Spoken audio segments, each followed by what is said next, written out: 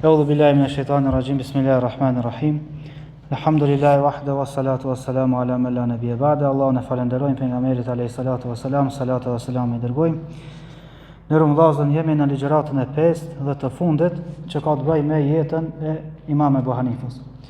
Edhe pse kemi thonë këto ligjërata nuk janë për me paraqitë realisht jetën e tyre, nga se jeta e tyre ka qenë e bojshme, mirë po sa do pak për me marrë një pasqyrim të përgjithshëm rreth biografisë së Imam Ebu Hanifës. Prandaj kemi arrit në ligjëratën e 5, ku sot do ta përmbyllim dersin me sprovat e fundit që i pat Imam Ebu Hanifja në jetën e tina. Imam Ebu Hanifja ndërun vllazën, edhe pse ka qenë i dallum shumë prej njerëzve që kanë jetuar në Kufe, si nga ana e diturisë, si nga ana e adhurimit, e devotshmërisë, e moralit e kështu me radhë, mirë po edhe kjo nuk ka shpëtu nga dashaketësia e ziliqarve e nga forca e pushtetarve që kanë dashur me fut edhe Imam Ebu Hanifën në kurthat e tyre. Mirë po duke qenë se Imam Ebu Hanifja ka qenë i mbret, i mençur, i devotshëm, me lejen e Zotit i ka shpëtu këtyre kurthave. Mirë po, shtrohet një pyetje, pse këtë imam çdo herë janë sprovu? Pse dietarët e mëdhenj janë sprovu? Kjo është edhe rruga e pejgamberëve. Pejgamberi alayhis salatu wasalam kur është pyetse eju nasi ashaddu bala'an, ka thonë el anbiya. Cilët njerëz më shumë të sprovohen, ka thonë pejgamberët, pastaj ata të cilët i përngjasojnë më shumë të pejgamberëve. Pra, belaja, sprova, fatkeqësitë mbahen në bazë të imanit që e ka njeriu.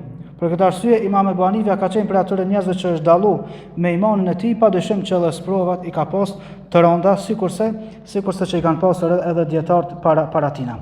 Imam Ebu Hanifja ndërun vllazën kemi thonë që nuk ka pas raport të mirë me pushtetin. Pse se duke qenë se gjendja politike në kohën e tij ka qenë jo e mirë, Imam Ebu Hanifja është distancuar shumë me pushtetin, saqë as dhurata s'ka pranuar prej tyre. Jo me punu me to, me bashkëpunu me to, as dhurata nuk ka pranuar prej tyre. Për këtë arsye shohim që pikërisht këto sprova të rënda që ai pat në jetën e tij i kanë ardhur prej pushtetarëve. Sprovën e parë ka pas në vitin 130 sipas hijretit nga Ibn Hubejre. Ibn Hubejre ka qenë përgjithësi, ose me thonë kryetari i Kufës, i vendit ku ka jetu Imam Ebu Hanifja. Ky Ibn Hubejre e ka thirrë Imam Ebu Hanifën edhe i ka thonë, ti do të me pranu postin e gjykatësit, në vendit ku jetojmë. Imam Ebu Hanifja i ka thonë, jo, nuk e pranoj. Kjo ka ndodhur, sprova e parë kur i ka pas 50 vjet, vitin 130 sipas hijretit. Ka thonë nuk e pranoj. Ka thonë se pranon, po të rrejmë, të godismi me kalbxhek. Imam Ebu Hanifja i ka thonë, goditja e kësaj bote është shumë e lehtë se sa goditja që ndodh botën tjetër. Kështu që po ja përparësi goditjes së kësaj bote. Pa i duke pa vendosmërinë e Imam Ebu Hanifës i thotë, na edhe të mbysme. Pra ty raja s'po të edukon. Atëherë na edhe të mbysme. Imam Ebu Hanifja i thotë, po një vdekje ma ka caktuar Zoti. As dy, as ma pak, as ma shumë. Pra në qoftë se është që kjo vdekje që me ardh prej dorës tënde, mirë se vjen. Pra ti as nuk je prej atyre që ma përcakton vdekjen, as ma përshpejton, as ma vënon. Çajo vdekje që ma ka shkruar Zoti, çaja ka më ndodh. Thotë veç a dëshiron. Pastaj kur e sheh ky vendosmërinë e Imam Ebu Hanifës që as prej vdekjes nuk po tutet, atëherë urdhëron që mu fut në burg. Edhe urdhëron që mu kamxhikos, mu rrej me kamxhik, mirë po jo në trup, në fytyrë edhe në krye. Thonë urdhënon që mu kamxhikos në kokë. Imam Ebu Hanifja. Kështu që e çesin para popullit edhe e rrahin. E rrahin, thotë apo pranon postin e gjykatës ju edhe e rrahin. Saqë mbushet me gjak edhe ajet prej goditjeve të ashpërta. Pasi që goditet dhe rrat Imam Ebu Hanifja i thot këtina Ibn Hubejrës, i thot as po ki frik prej një qëndrimi që është më poshtruese dhe më i rëndë se sa që ky qëndrim që është para teje. Pra unë po qëndroj i poshtruar para teje, po mban çka po dëshiron. Mirë po as po tutesh para një qëndrimi që ka më ndodhur ty para Allahut ku është shumë më i nënçmueshëm edhe më poshtrues. Kur e nin këtë fjalë, ai paksa friksohet. Edhe e fut Imam Ebu Hanifën në burg, edhe e ndalën në rrahjen. Mirë po thuhet që ky Ibn Hubejra e ka pa në ëndër pejgamberin alayhis salatu wasalam, ku i ka thonë, "Çysh po ju tutesh Zotit duke rrahur një njerëz që s'ka bërë kurrë." Po çysh po tutesh Zotit që po e rrej, po e godit një njeri që s'ka bërë kur gjë në dunjën e Zotit. Kështu që me nxitim të nesër shkon e liron prej burgut edhe e kërkon halallin prej Imam Ebu Hanifës. Thotë kjo ishte sprova e parë. Mirë, po është interesant Imam Ebu Hanifja kur rrohet në këtë formë kaq të keqe, kaq mizore, thonë goditën në kokë. Ne dim se pejgamberi alayhis salam ka treguar që fytyra e njeriu është e shenjtë. Ka ndaluar mu godit në fytyrë. Ky e ka godit në krye dhe në fytyrë. Kështu që Imam Ebu Hanifja kur lirohet prej burgut fillon me çajt. Edhe e pyesim pse po kanë, thotë nga se Imam Ebu Hanifja e ka pas nënën gjallë. Thotë nuk kam dëshirë që nëna ime më pa këtë gjendje. Thonë, sprova më e rëndë për Ebu Hanifën ka qenë që nëna e tij me pa këtë gjendje. Është e qartë, pse raporti i tij me nënën e tij ka qenë shumë i afër. Tregohet një ndodhi për me tregu se çfarë raporti ka pas dhe sa edukues i madh ka qenë Ebu Hanifa në raport me nënën e tij. Njëherë nëna po e vet një pyetje.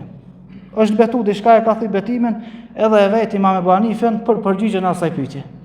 Imam Ebu Hanifa ja e përgjigjen, mirë po nuk kënaqet. Thotë çamte Zora el-Qas. Ky Zora ka qenë një njeri që ka pas gjuhën shumë të lehtë popullit, ka treguar histori, ka dhënë këshilla, por nuk ka qenë dietar. Pile ka qenë prej nxënësve të Imam Ebu Hanifës. Tash Imam Ebu Hanifa po thotë nona me çutë kë me pyet. E marr për dorë dhe e çan. Troki nder kur e shaj çuditët. Thotë ka kam pru nënën time por më ta bani pyetje. Thotë çysh më përgjigj thotë para dietarit Kufës. Pra çysh kam unë fytyrë me dhënë përgjigje para dietarit Kufës. Thotë Imam Ebu Hanifa ç't pyetje kam ta bë, japja ç't përgjigje, nga sa s'ka qenë i njohur, do të thonë në jurisprudencën islame, ka qenë i njohur vetëm për me këshillu, me tregu ndodhije kështu me radhë, japja ç't përgjigje, përgjigjen e njëjtë, edhe kënaqet nëna Imam Ebu Hanifës do kthehen në shtëpi. Do thonë shifa raporti. Do të thonë nuk ka desht me aprish qefin nënës vet as në gjonat më temta. Për këtë arsye kur ka dalë prej burgut, ka çajtat shumë nga frika se mos po dëmtohet emocionalisht nëna e tij. Për këtë arsye shkon në Mekë dhe jeton thuhet 2 vite, 3 vite. Thon shkon në Mekë dhe jeton po një kohë goxha gjatë. Pastaj kthehet Imam Ebu Hanifja dhe i ndodh sprova e dytë që ka ndodhur fund jetës tij.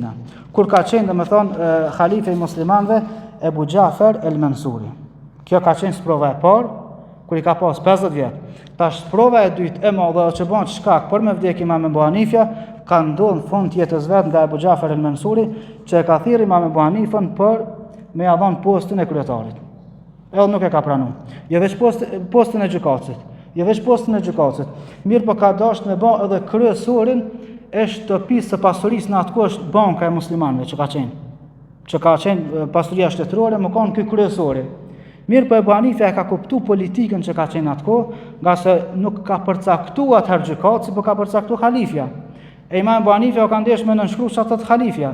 Do thonë ka kuptuar politikën e tyre dhe s'ka pranuar. Edhe ka dalë para Ebu Jafer el-Mansurit me diskutu për çështën e gjykatës. Aty ka qenë Ebul Abbas Tusi, ka qenë kryesori i policisë në atë kohë, që hiç nuk e ka dashur Imam Ebu Hanifën. Dhe ai kur e ka pa Ebu Hanifën që halifja i muslimanëve ka ftu, edhe ai po refuzon, ka shkuar dhe i ka thonë, ka prezantuar në atë mexhles dhe i ka thonë, o halife, apo më lejon debatoj me Ebu Hanifën? Thotë po. Thotë e kam një pyetje për ty Ebu Hanife. Thotë në qoftë se halifja i muslimanëve dëshiron me fut në kurth. Në qoftë se halifja i muslimanëve urdhëron mu me mbyt dikan, ama nuk e di se kjo e meriton me mbyt apo jo. Spedia me drejtë është të më urdhënu apo jo. A do të më bind halifës? Imam Ebu Hanifa ja kupton drejtinë e këtina. Edhe ju përgjigjet me pyetje. Thotë unë po ta bëj ty një pyetje. Thotë halifja i muslimanëve a urdhënon për keq apo për mirë? Jo, thotë urdhënon për mirë. Atëherë bend një. Thonë e kupton filozofinë ose atë kurthën që dëshiron me ia bë, edhe ju përgjigjet në formë pyetjes, edhe anisin keq me keq edhe nënçmuohet ai polici para Ebu Hanifës dhe para njerëzve të tjerë. Pastaj Ebu Jafer el-Mansuri thotë Ebu Hanifës, ki mu bën skiçare gjykatës. Thotë vallahi zbona. Thotë vallahi që mu bën. Njëri prej sharraxhive që ka qenë aty thotë, o Ebu Hanife, thotë ama primar është betimi yt, a betimi halifës. Kështu këto sharraxhit që janë, që din me fut kurtha mes njerëzve. Armiqsi. Imam Ebu Hanife i mençur, edhe pse ka qenë gati 70 vjet, i thotë halife i muslimanëve ka parë shumë. E me thy betimin, si kushton kur gjon heq. E than betimin edhe e shpagun. Thotë tonë ka gjendja financiare nuk janë fort mirë, kështu që pillojnë përparësi betimit tim. Mirë po tash, apet njëri prej tyre thotë, o halife i muslimanëve, Ebu Hanifja e jep një përgjigje, një fetva që e kundërshton gjyshin tanë, Ibn Abbasin. Ibn Abbasin, kjo Abu Ja'far al-Mansuri e ka pas gjesh, para mëne. Edhe thotë çka?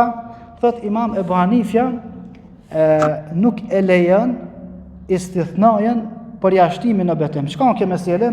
Për shembull, në qoftë se dikush betohet, dhe thotë vallahi s'ka me ardhur tek te. Vallahi s'ka me ardhur tek te. Po tash nëse e përjashton e tërheq në diagonale dhe thotë përveç nëse më thirr. Tash nëse të thirrsh edhe shkon, kur gjon son, pse se e përjashtu çet mundsi. Pra vallahi s'ka me ardhur veç nëse më thirr. Çta Ebu Hanifja thotë kështu ki drejt. Mirë po Ibn Abbasi ka thonë ki drejt me thonë edhe mas një ditë, edhe mas një kohë gjatë. Për shembull sot i thu vallahi s'ka me ardhur, nesër tu menu thu veç nëse u më thirr. Ebu Hanifja thotë për shkak që kohë gjatë nuk vlen. E thotë ti po e kundërshton përgjigjen e gjyshit tanë. Ebu Hanifja prap ju kthehet me përgjigje shumë mbret. E thotë o halife i muslimanëve, po nëse e bojmë punën me fetfan, me përgjigjen e gjyshit tanë, i bje që krejt këto këshilltarët e tu janë të të mashtru. Qysh? Shtën ti kur kërkon me betu prej tënve, të betohen para synve, po kur shkojnë të shtëpia bana ki thonë veç nëse kështu, veç nëse ashtu, do thotë i bje që me çet fetfa timën do të më punu. Pra edhe këto pështa. Mirë po tash halifja i muslimanëve prap nuk nale. I thotë ki mu bon. S'ki çare pa u bë gjëkat. Imam Ebu Hanifja i thotë po nuk jam për këtë punë. Thotë je, po gënjen se je. Imam Ebu Hanifja i thotë veç sa dëshmove që nuk e meritoj gjykatën. Pse? Thotë nga se gjykatësi prej kushteve të gjykatës është më koni drejt. Ti veç sa thave që gënjeva. Kështu që përderisa jam të gënjy, i bje që nuk e meritoj këtë post. Tash që mbyllën tana dyrë të Abu Ja'far al-Mansurit, pushtetin dorë, forcën pa, urdhnon që mu burgos edhe mu ra, për çdo ditë. Me 120 kam gjek. Më thonë mu ra, kur themi na mu ra me kam gjek, Ebu Hanifja në këtë kohë nuk i ka pas as 30 vjet as 40, por 70 vjet. Tash paramëne sa i dop ka qenë fizikisht. Tash paramëne sa i vështirë ka qenë mi përballu kësaj raje. Me kam gjek. Edhe e rajnë Imam Ebu Hanifën, do më thonë për çdo ditë me 20 kam gjek. Derisa thuhet kjo ka qenë edhe arsyeja pse ka vdek Imam Ebu Hanifja. Ka disa versione që tregojnë se çish ka vdek Imam Ebu Hanifja. E para thuhet duke parë Imam Ebu Hanifja që aq shumë e kanë ra, aq shumë e kanë dëmtuar sa që ja kanë dalë edhe ujin, ja kanë dalë edhe bukën, veç më thonë me pranu postën e gjykatës, e ban një lutje të Zotit të thotë Zot liron prej kësaj sprove. E thuhet që pas disa ditëve ka vdek në borë. Kjo e para. E dyta thuhet që kur e ka pa Abu Ja'far al-Mansuri që ma si ka mbetë edhe shumë, se e ka ra shumë, e liron me shku në shtëpi, mirë po, e kërkon prej tij mu betu që mos më dhon ma fetva hiç, mos më përgjigj. Saqë tregohet kur është kthy në shtëpi, njëri prej familjarëve vet ja bani pyetje, thotë vetë djalin tim sepse jam betu që s'ka më dhon përgjigje. Aty kërkush se ka pa. Mi po çka ka qenë Ebu Hanifja. Edhe e treta thuhet që Imam Ebu Hanifën e kanë helmu. Thonë, ja kanë vendos helmin në pije, nuk e ka pi, nga se ka thonë kjo konsiderohet vetvrasje. Vetvrasja nuk lejohet në asnjë mënyrë. Kështu që ja kanë dhënë helmin me pi me dhunë. Do të thonë me dhunë ja kanë dhënë helmin me pi derisa ka vdekur. Do thonë si shahid. Mirë po është interesant dhe në vllazën, Imam Ahmedi ka thonë një thonjë shumë të mirë. I ka thonë kulu li ehli al-bid'ah. Thuni atëne që e kanë deviju rrugën e pejgamberit alayhis salatu wassalam. Bejnena wa bejnekumul gjenaiz. Ndërmjet neve edhe juve i këshirmi ditën e varrimit. E shikojmë ditën e varrimit se kush ka qenë në hak e kush ka qenë një në hak. Kush ka qenë me drejtën e kush me të kotën. Sa vetë kanë prezantuar në gjenazën e Imam Ebu Hanifës. Thuhet 6 herë ja kanë falë gjenazën prej numrit të madh. Po 6 grupe. Mbi 60.000 vetë ja kanë falë gjenazën. Mirë po është interesant, Imam Ebu Hanifja para se me vdekje lë një emanet thotë mos u varrosnin vorrët e Bagdadit. Në çat vend ku janë varruar. Pse se ka thonë kjo tokë është e grabitshme. Është tokë e grabitur që janë të varros. Thotë varrosen në tjetër vend. Shikoj ka pas derën edhe këtu. Mirë po kjo dëshmon, kjo thonë Imam Ahmedit që mes neve dhe njerëzve bidatxhi, njerëzve të këqe që kanë deviju rrugën e pejgamberit alayhis salam, është dita e varrimit. Këshillën e sa po prezantojnë, edhe këshillën e kush po prezanton. Se mund me prezantu numër i madh, po shikoj kush po prezanton. Pra a janë tim po me shku apo jo? A janë për naj qëllim dynjas kanë shku apo jo? E të kjo pastaj e ban edhe dallimin sa ka qenë njeri i mirë apo jo. Shtruhet një pyetje nderuar vëllezër, pse Imam Ebu Hanifja ka të shumë me rujt, do me thonë fejnë. S'ka pranu në gjëkat me punu. Pa gjitha gjallëta s'ka mujtë me thonë, po mujme, së kolna që arseto me vetën me do punë që janë dyshem ta. Nëse si jonë e banë një shërë me i madhë, jo du të me shku pa qare, pëse nëse së prezentoj jonë, prezentoj dikush qëtër që e këfil, e prish punën, arsetime tona. Ana nuk e kena dertë për shembull për fundimin që mënë më napru aje punë. Pse o ra Bilalli? Pikërisht për shkak trujtjes fejnë, ndillin e nxejt për vëllus, rasat gurve në gjëks, s'kan mujt me mposhtë. Sa që e kanë lidh me kënë për qafë edhe kanë dhënë fëmijëve në Mekë. Si kafsh me ngrenë. Edhe kjo se ka zbraps. Pse u mbet se shahide Sumeja e Jasiri? Pikërisht për shkak të fesë. Hababi kur u anku te pejgamberi alayhis salam i dërguar me Zotit, e kanë shtrin prosh. Hababin ka qenë sahabi, e kanë shtrin prosh, por me zbraps prej fesë, edhe su zbraps. Sa që kur i ka thonë pejgamberit Zotit o pejgamber, lutë Zotin më ndihmu, i ka thonë jetu ngut. Por më prosh e ka shtri, e pejgamberi sallallahu se ka arsyetu i ka thonë jetu ngut, pse se me rujt fen don Koxhapon. E na fatkeqësisht me 50 euro rrogë e shesin fen. Thonë nëse shefi ty ose mu na kërcënon me 50 euro rrogë, të do me thonë e lexhmojen, ti Koxha tërhiqës prej disa parimeve të fesë, pse se parja ose 50 euro që është më i vlefshëm për ty se sa feja. Pse? Se ke kuptu hala realitetin e dunjas edhe realitetin e botës tjetër. Imam Ebu Hanifja pse duroj edhe gjithë ato dietar para tij e mbas tij, për arsye se e kuptuan. Jeta pa fe nuk vlen. Jeta pa fe nuk vlen. Edhe e kuptuan një rregull që e përdorin dietarët, el ibratu bi kemalin nihaye la bi naqsil bidaye.